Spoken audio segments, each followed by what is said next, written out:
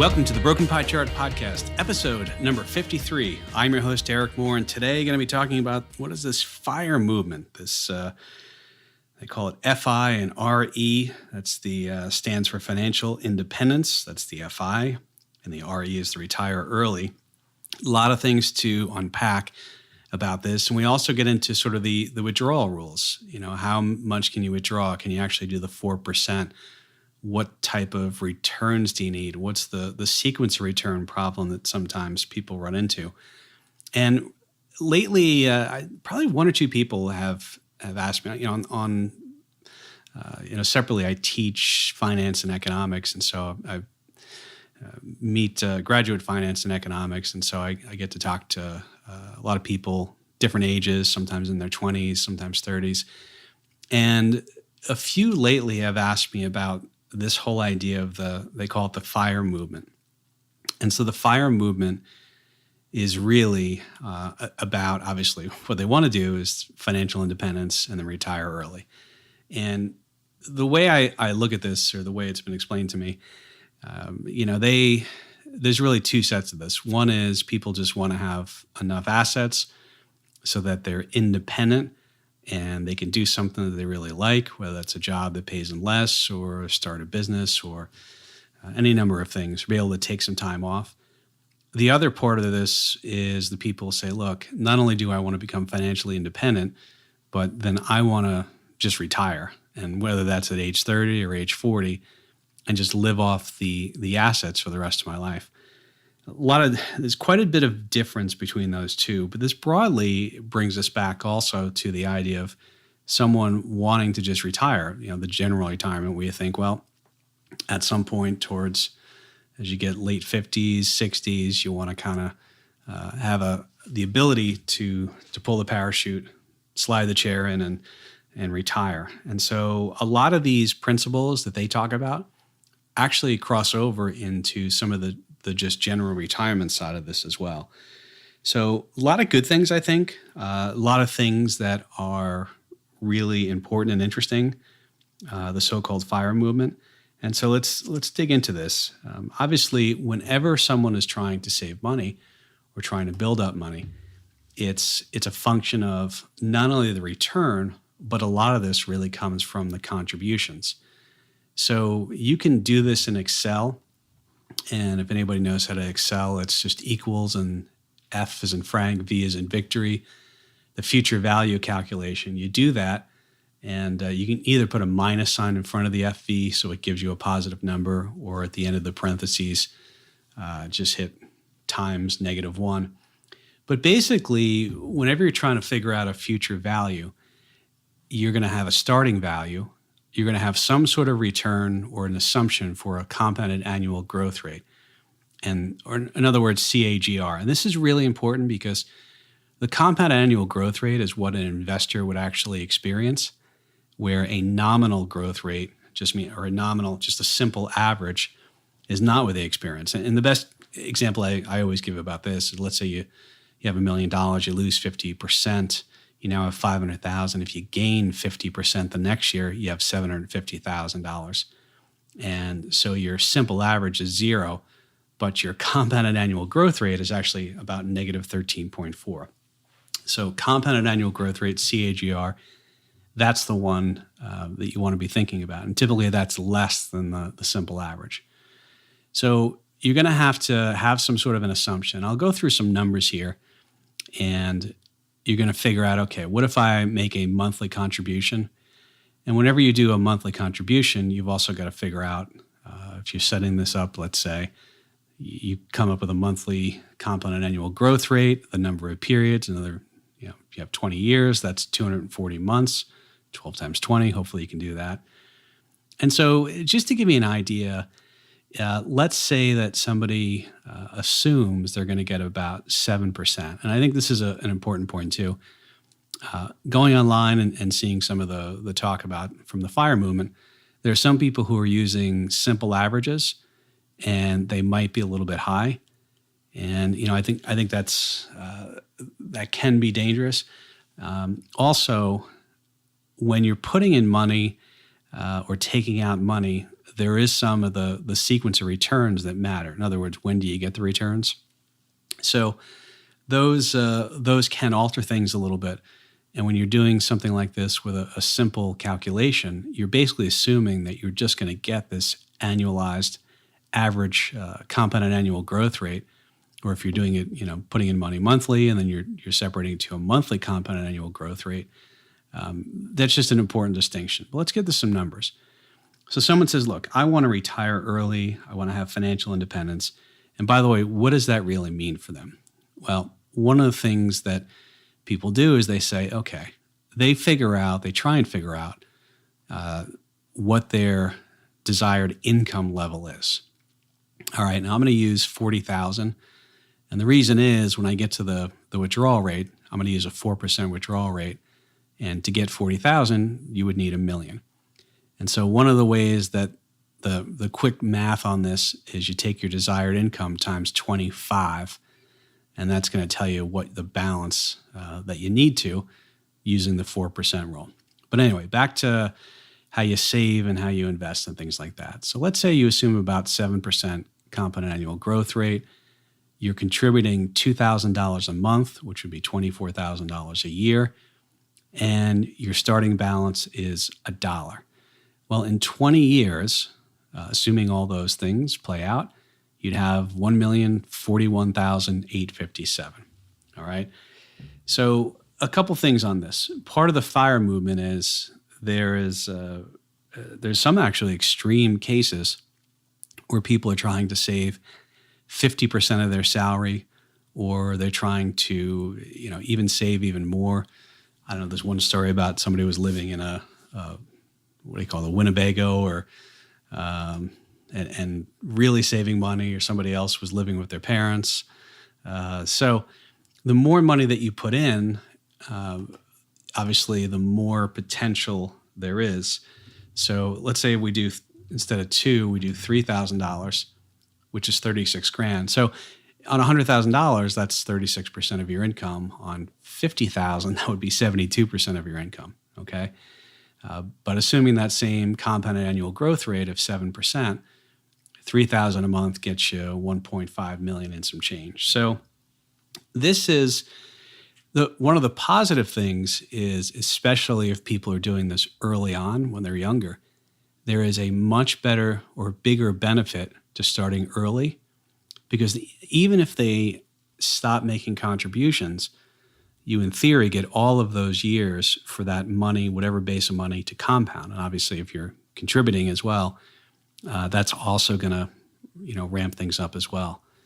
But let me just kind of show you, since the point was in 20 years, what would it take to get to 1 million with these assumptions.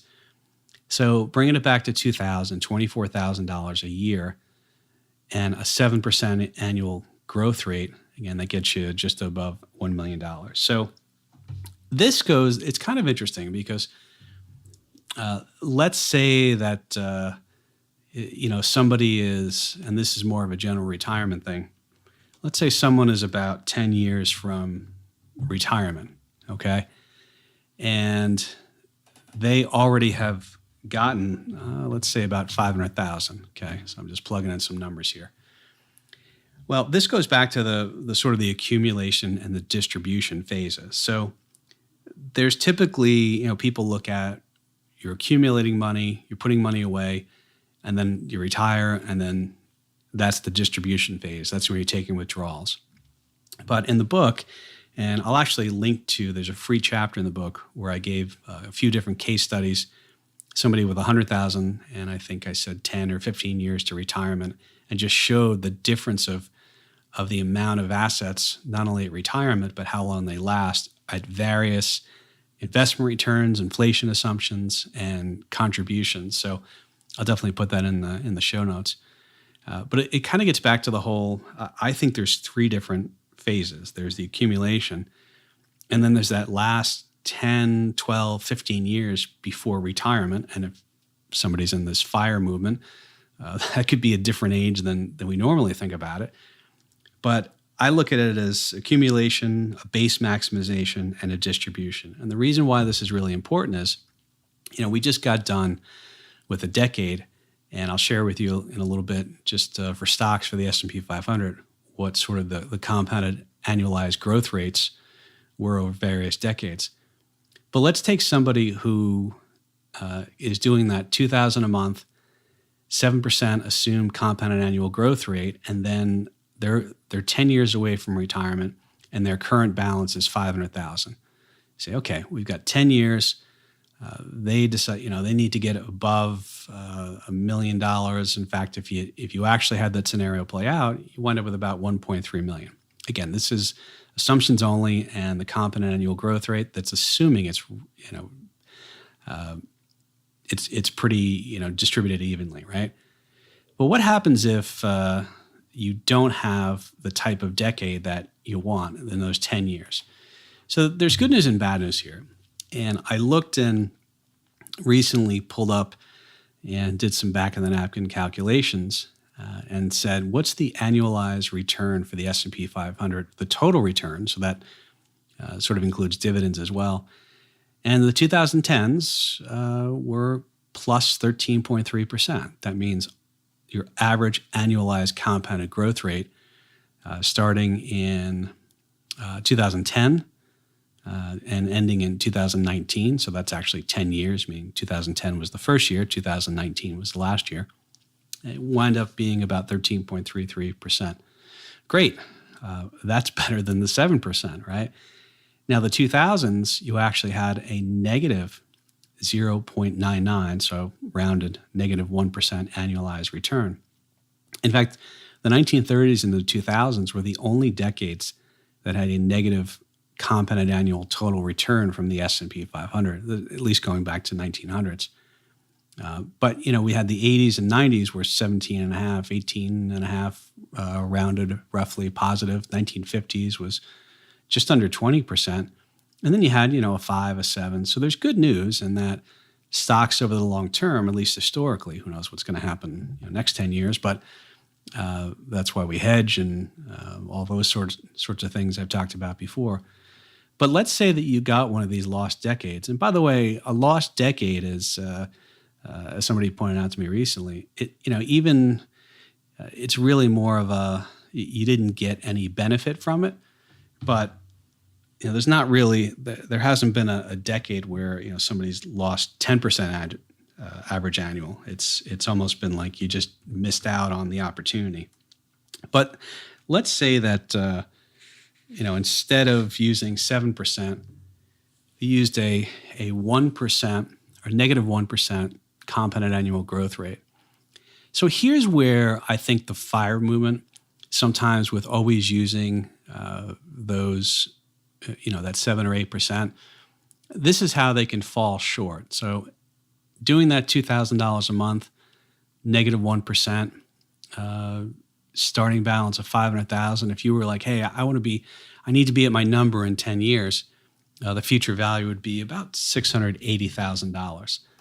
And just out of curiosity, if I change the, let's say the contribution, and I made it from 2 to 3, so 36 grand, that's about 795,000. Of course, the more you put in, the higher those numbers are. So I think that's point number one with, I guess I'm making a lot of points, but that's something to consider. And it also transitions and goes across the normal retirement as well. That base maximization period is really critical because typically somebody needs that last surge where they've accumulated a lot of assets. They're still contributing. They're at their max earning years. And then they need to see that one last, decade of returns or 10, 12, 15 years where they maximize the base they've created. And so that goes across, obviously, retirement as well. But you've got this FIRE movement. And I know it sounds crazy, but somebody says, well, I'm 35 or I'm 25. I want to retire when I'm 35. But the period of returns that they get is obviously the contributions are really important, but you need the returns, and the sequence of returns matter as well. So the question also comes up, is it real? Is it doable?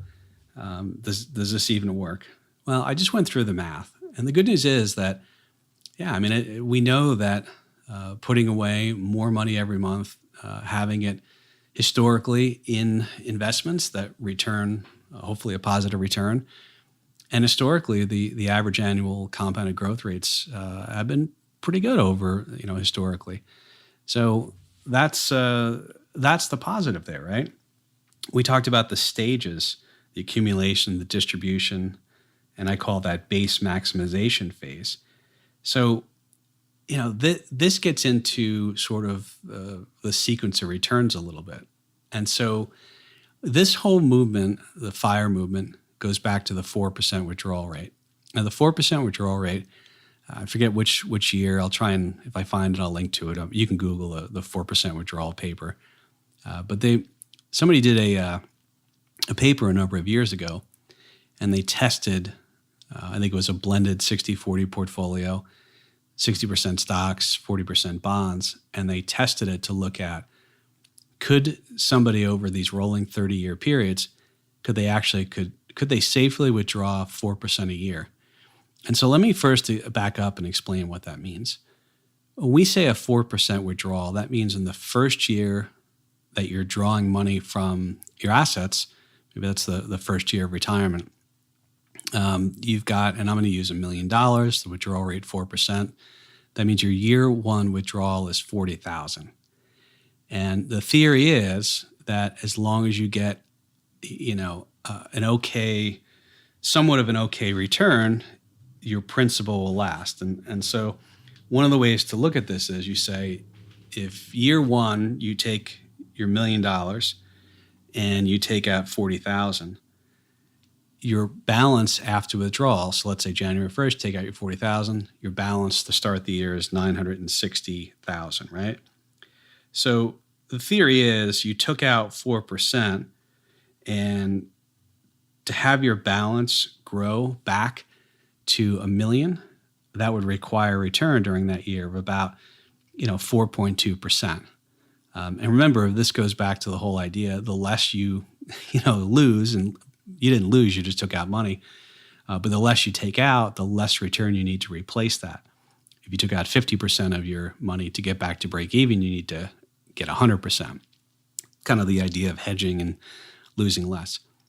So that goes on, and basically you think about it, some retirees, or I guess if somebody retires in the FIRE movement at 35, they could need to have their money work for like 60 years. I don't know how that works, but in theory, if you're not losing a lot, you don't have big drawdowns. So it's this idea, you start with a balance, you have a withdrawal, and then theoretically, as long as your return is enough, you can sort of replace that. Now, here's what happens though.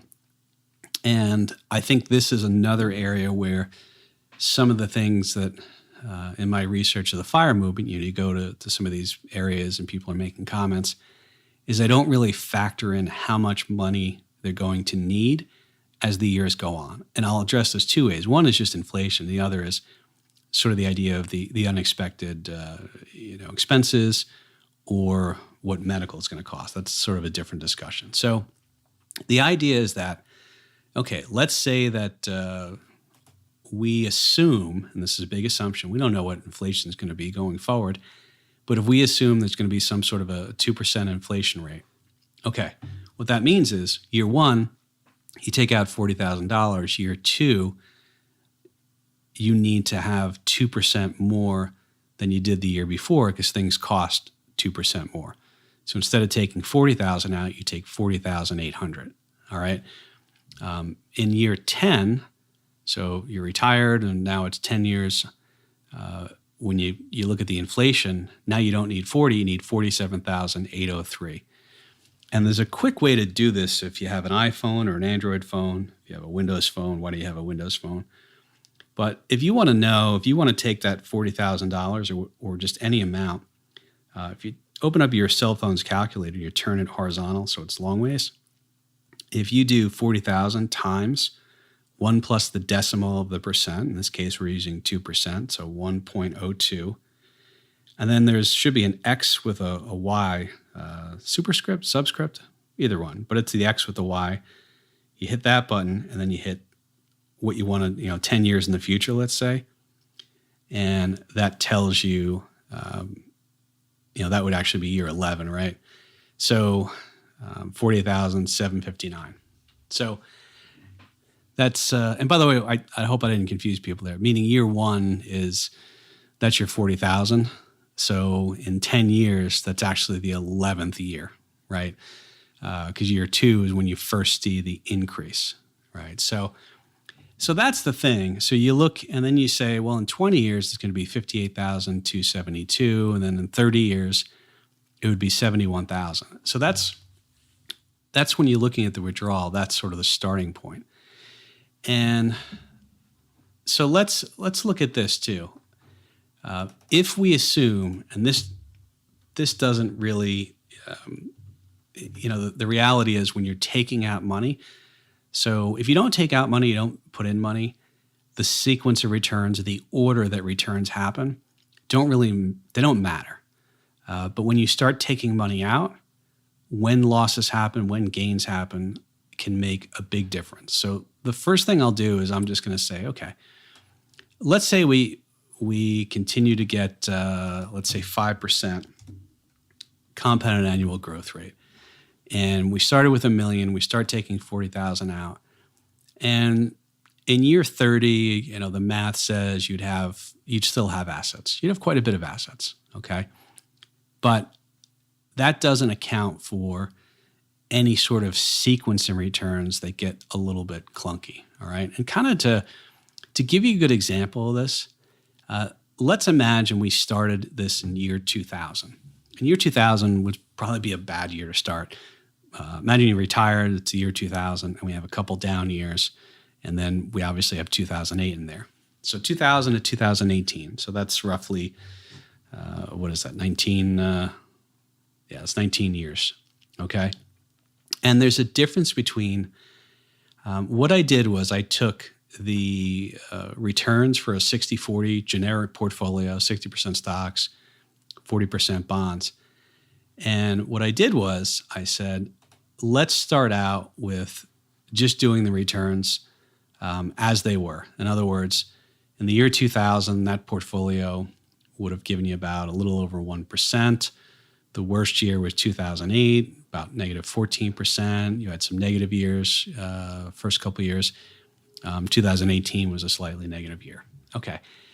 So if you're taking out the 4%, you roughly would have around the same, after 19 years, you'd roughly have about the same amount of money that you started with. And that's because the returns were there. And then what I did was I said, let's look at what if you had the best years. So I sorted these returns from the best year, which is a little over 17%, and then the worst year was negative 13.9%. And what would the ending balance be? So big assumptions, right? In year 19, you say the sequence of return was the best first, and then they're sorted so the worst is last. The numbers, taking out 40,000, increasing it for 2% inflation, you'd actually have about hypothetical, right? About 1.7 million. What's fascinating though is if you have the worst years first, and instead of the best years first, in year 19, you'd only have about 360,000. And by the way, that means year 20's withdrawal would have been about 58,000. That's over 10% withdrawal rate at that point. You get it because your balance is low. So the sequence of returns can matter. Big losses early hurt more when you're taking money out. Than bigger losses late. Higher returns early help. And whether or not it's a 60-40 portfolio or a portfolio of stocks, who really knows there, right? But the other thing that I think is the unknown is just how much inflation will be. So, when we look at inflation, and if we were just say, what if inflation instead of being 2% went to 3%? Well, that means that your year 10 is now 52 grand, year 30 is 94 grand that you're going to need. And that's going to start to erode the balance. What if you had, 4% inflation? So the inflation, the more things cost, the more theoretically somebody might be underestimating their withdrawal rate. So that's something to keep in mind. The other thing I would say is one is particularly the FIRE movement. And one of the questions I guess I would have for the folks on that side is if somebody actually did, let's say, retire at 40 or 35 or 30, where some of the stories say, what do they do for insurance? Because that's someone who's buying that, especially if somebody has a family, that could get quite expensive. And I know they sort of have these desired incomes. Maybe they live very frugally, which certainly people can do. But I think that's potentially something. And then just for the retiree, everyone's inflation is sort of personal. And so, what you might have expenses that are different from mine. And obviously, as people age, theoretically, the expenses may go up. And right now, I believe Medicare is not available until 65. So someone retiring a little bit early is going to have a gap between that. Somebody retiring really early, I'd be curious to see those numbers. So that's one of the things to keep in mind too, is that what you spend money on in retirement might be vastly different than what you've been spending money on. You may not commute anymore, so you don't have commuting costs. Maybe you don't need to fill up with as much gas, but your medical is year over year is compounding and growing quite a bit. So those are types of things that I think when anybody does any of these assumptions, it gets a little bit tricky because you just don't know, what your inflation is going to be. And who knows? I mean, unexpected large purchases, maybe you need an air conditioning, central air unit. Those aren't cheap. A new car, medical costs that come out of nowhere. So, and then the other question, and this is maybe more of a general retirement question, those in the FIRE movement who retire really early will have many years before they can get Social Security. And also, if they don't work many years, the way Social Security works is they take your highest 35 years after adjusting for inflation. So what does that mean? It means, let's say you made $20,000 in 1976. After you adjust that for inflation, I think it's around $100,000. So that would be, if they're using your 35 biggest years, they wouldn't do 20,000, they would do 100,000 for 1976, right? Makes sense? So they take your 35 highest years after adjusting for inflation. And what they do is they add all of those up. And so let's say that your 35 years, you add all those up and it winds up being, I think CNBC did an example. If I can find it, I'll link to it. But they did one was about 1.4 million was the total top 35 years after adjusting for inflation. And it wound up being about $3,300. And the way they did that was they said, well, it's your total, the 1.4 million divided by 420 months. Why 420? Because 12 times 35 years. And then they come up with this number. And that's your average inflation adjusted monthly income. And then what happens from there is to get what your hypothetical, Social Security payment is, you get different percentages. So I think it's somewhere around, just under 1,000. You get like 90% of that number, your total 35-year earning divided by 420. I think it's the first 1,000, it might be just under 1,000. You get about 90% of that, and I think you get like 30 to 35% of the next range, and so on and so forth. So at some point, depending upon when somebody takes Social Security, they can augment their withdrawal strategy with Social Security, assuming, unless Congress or they do something to either means test it, meaning, if you have more assets, you'll get less, or they make changes to the payouts. Who knows what's going to happen? I'm not even going to speculate on that. But in theory, right, you are taking withdrawals, and at some point you can augment those. So between Social Security and your withdrawal strategy, you can come up with a number. But that is something to consider. Someone who says, hey, I'm 25, I'm going to work for 10 years and then retire because I'm financially independent. they will not have, their 35 best years will have a lot of zeros in them to average. But people in the FIRE movement would probably say they're not counting on Social Security, and this is about generating assets. And as I said, the FI, the financial independent, that's somebody who wants to get enough assets. They feel like they can make choices and do things they really want to. The RE stands for retire early, and that's sort of a different thing. I think it's two different types of mindsets there. So I think as we think about the FIRE movement, there's a lot of good, especially on the spending side.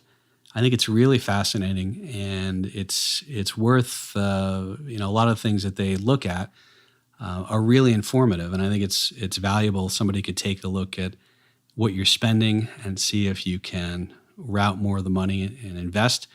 The more you do it, the larger the amount, and the earlier you do it, the better, because of the idea of compounding.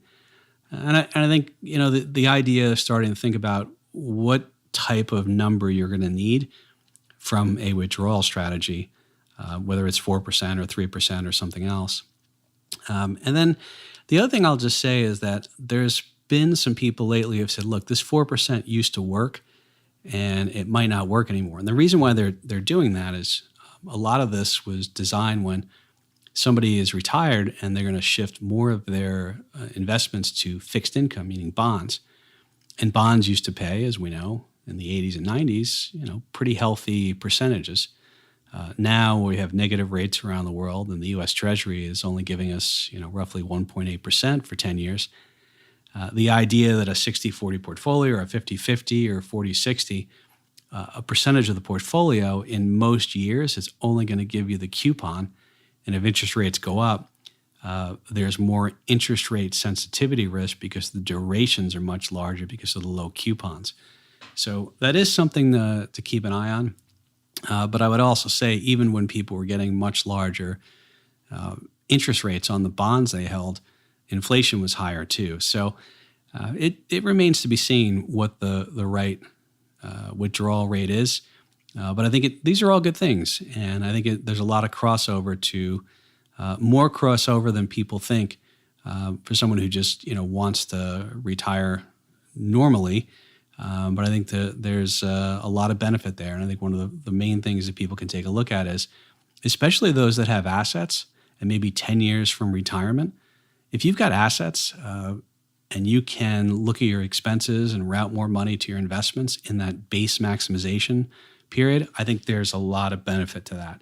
So, all right, folks, I'm going to call it there. And we'll be back next week with a new episode. I will link to the free chapter from my book, Broken Pie Chart. Of course, you can also buy that on Amazon.